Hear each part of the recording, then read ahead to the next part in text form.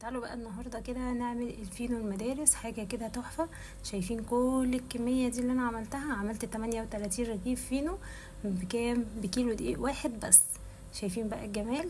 حاجه كده تحفه. يلا بقى مستنيه ايه؟ بعد الفيديو ده هتقومي على طول تجهزيه وتحضريه. كمان هنعمله من غير بيض ولا سمنه ولا حليب، وحاجه كده تحفه. شايفين شكله عامل ازاي من جوه؟ يلا نروح على الفيديو ونشوف هنعمله ازاي مع بعض. اول حاجة عندي هنا كده بولة بضيف فيها ربع كوباية من السكر، دي اهم حاجة. بعد كده بنزل عليها بظرف واحد من الخميرة الفورية، ما يعادل 15 جرام. بعد كده هنزل كمان عليهم بكوباية من الدقيق، وهنزل عليهم بكوباية ونص من المية. المية بقى هنا بتكون دافية دفيان مش سخنة. وبعدين هنقلبهم كويس جدا مع بعض، وهنسيبهم بقى كده ايه لغاية اما يتفاعلوا شوية مع بعض. شايفين؟ هنقلب كده كويس جدا لغاية اما يدوب خالص الدقيق معايا والسكر والخميرة.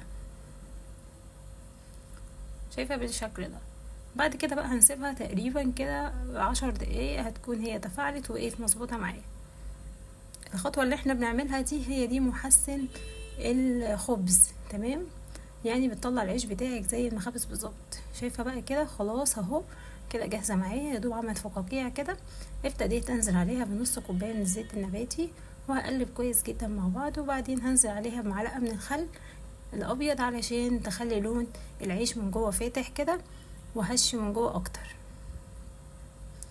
شايفة بالشكل ده؟ هنقلب بقى كويس جدا لغاية بقى اما ندوب كده ايه الزيت مع الخليط ده كله يختلط مع بعض. طبعا هنا هضيف كيلو دقيق، طبعا اخدت منه كوبايه، فهنزل بالباقي الكوبايه الاولانيه اللي احنا استخدمناها، هنزل بالباقي زي ما انتوا كده شايفين. وهبدا بقى اقلبها بشويش، او كمان هعجنها في حاجه اكبر من كده علشان تاخد راحتها في العجن. وهنزل عليها كمان بمعلقه صغيره من البيكنج باودر، وابتديت اعجن كويس جدا. شايفين اهو؟ طبعا كميه السوائل اللي معايا اللي خدتها اخدت كوبايتين ونص من الميه. هنا بقى في العجينه دي ولا ضفنا حليب ولا ضفنا بيض ولا اي حاجه خالص. شايفه؟ انا قعدت اعجن فيها على الرخامه لمده 10 دقايق. شايفه؟ اول ما تعمل معاكي مطه كده تعرفي ان العجينه بتاعتك مظبوطه. هندهن بقى كده العجينه بتاعتنا حبه زيت ونسيبها تخمر تقريبا ساعه الا ربع بالشكل ده. بعد كده بقى هنزل كده على الرخامه بتاعتي،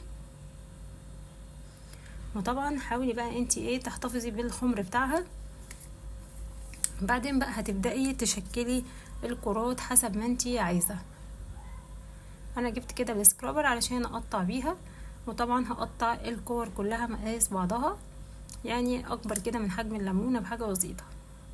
لو انتي عايزه بقى في المرحله دي تعملي العيش بتاعك اكبر من كده، خلاص يبقى هتقطعي قطع اكبر من كده، تمام؟ لو انتي عايزه بالحجم المظبوط ده الوسط، ولا هو كبير ولا هو صغير، الفينو بتاعك يبقى خلاص مظبوط كده بالشكل ده. ده حجم كده الرغيف، تمام؟ يبقى في المرحله دي لو عايزه تكبري الرغيف شويه هتكبري العجينه.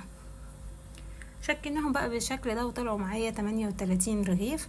شايفين بقى الجمال؟ لو انت لسه بتشوفيني لغايه دلوقتي ما تنسيش بقى تعملي اللايك والشير وتشتركي في القناه علشان يوصلك كل جديد، وتعرفي بقى تعملي العيش الفينو بطريقه احترافيه. بعد كده بقى فردنا كوره كوره كده من اللي احنا عملناهم، وهنبدا كده ايه، اول حاجه هتبرمي كده او تلفي رول، وهتبداي تضغطي وبعدين تلفي كمان لغايه ما توصلي للاخر، وهتقفلي الطرف ده كويس جدا كده بالشكل ده. والحته اللي من بره دي بنقفلها كلها لجوه علشان تبقى مقفوله، وشكل الرغيف معاكي طالع حلو. شايفه؟ هو ده شكل الرغيف عندي اللي احنا عملناه مع بعض.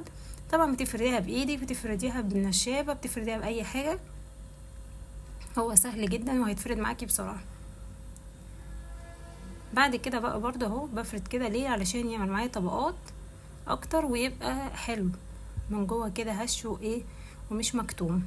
شايفه؟ اول حاجه اول لفه وبضغط، وتاني لفه وبضغط، وبعدين ببدا بقى الف رول عادي خالص كده اهو. ببدا برضو من هنا اقفلها كده لجوه بالشكل ده، والناحيه التانية، وبعدين بقفل الاطراف كويس جدا مع بعض. شايفه بالشكل ده؟ ولما تيجي بقى تحطيه في الصينيه بتاعتك بتحطيه على الجنب اللي احنا قافلينه. طبعا الصينيه بتاعتك بتدهنيها رشه كده من الزيت، وتبداي ترصي العيش بتاعك فيها بالشكل ده. طبعا هنخلص كل الكميه اهو. سبته كمان خمر معايا، غطيته كده باسترتش راب او اكياس تلاجة لغايه بقى ربع ساعه نص ساعه، لغايه اما تحسي ان هو حجمه تضاعف معاكي. هتكوني بقى سخنتي الفرن بتاعتك قبلها كده ب10 دقايق على درجه حراره 180.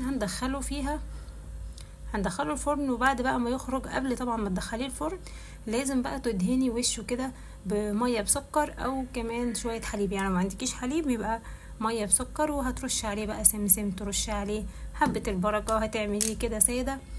اي حاجه انتي حابه تعمليها اعمليها عادي. يعني لو مش متاح عندك سمسم ولا حبه البركه خلاص خليه كده ساده زي بتاع الافران، وهيبقى برضو معاكي جميل. شايفه اهو. عندكيش حليب يبقى البديل بتاع الحليب حبه ميه بسكر. في اسهل من كده؟ مفيش اسهل من كده. يلا بقى يا ست الكل، بعد الفيديو ده تروحي على طول تعملي الفينو بتاع المدارس للاولاد. شايفين بقى بعد ما خرج من الفرن بالشكل ده، طبعا انا هغطيه فوطه وهسيبه بقى يهدى شويه، وبعدين هشيله بقى من الصينيه واوريهولكوا شكله عامل ازاي. شايفه بقى الجمال والحلاوه والحلويات، شايفه لونه حلو ازاي، حاجه كده تحفه ما شاء الله اللهم بارك. شايفين بقى دي كل الكمية ما شاء الله الله اكبر اللي طلعت من كيلو دقيق بالظبط. شايفين حاجة كده تحفة.